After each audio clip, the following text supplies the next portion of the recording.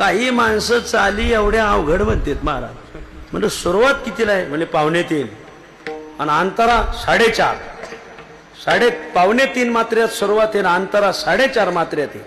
ऐकणाऱ्याचं पुरतं मात्रच असं आहे. सोपं म्हटलं पाहिजे, सगळ्याला म्हणता आलं पाहिजे असं म्हटलं पाहिजे. आम्ही बी अवघड आम्ही बी वसवलेलं आहे. मला काही इतक्या अवघड चाली म्हणतात आणि मागच्या माणसाला म्हणता नाही आलं का मग ते लोकांच्या लक्षात येतं हे बावळट आहे.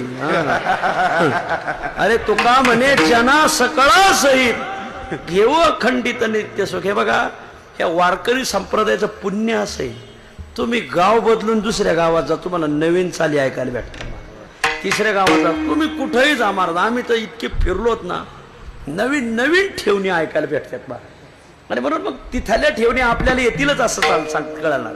आपल्या ठेवणी त्यांना कळतीलच असं नाही. पण अशा वेळी काय करत जायचं, थोडं सरळ म्हणण्यावर जोर देत जायचा. सरळ मंदिरात गाथा भजन होतं, कारभारी थकले होते, पुढं बसले होते आणि मग माऊलीचा अभंग म्हणत असतात.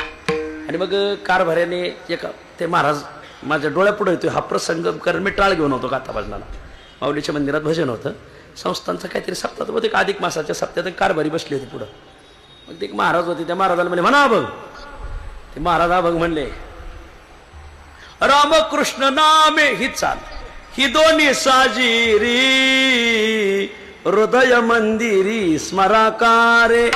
कारभारीने हात केला, हो हो हो हो. असे 2-2 कडवे ध्यानात का वारायचे. तुम्ही चाला अशी म्हणा की एक कडवी म्हणा. असं पहिलं एक कडवं म्हणा म्हणजे मागच्याला एक म्हणू द्या आणि मग दुसऱ्यांदा उत्तरार्ध म्हणा, मग मागच्याला म्हणू द्या. असं तुम्ही 2-2 सगळंच घेतलं मग नाही ना मानता याचं महाराज.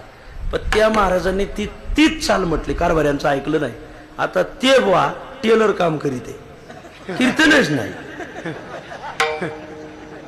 नाही, माशा हानी ते महाराज. रामनवमीला मला म्हणला कुठं सप्त्याला नेता का, म्हणलं सप्तार तर नाही, पण तुला एखाद्या बागवानाकडे नेऊन घालतो म्हणलं, तिथं आपल्या अंडी विक असं. कारण हा प्रसंग मी पाहिला होता डोळ्याने.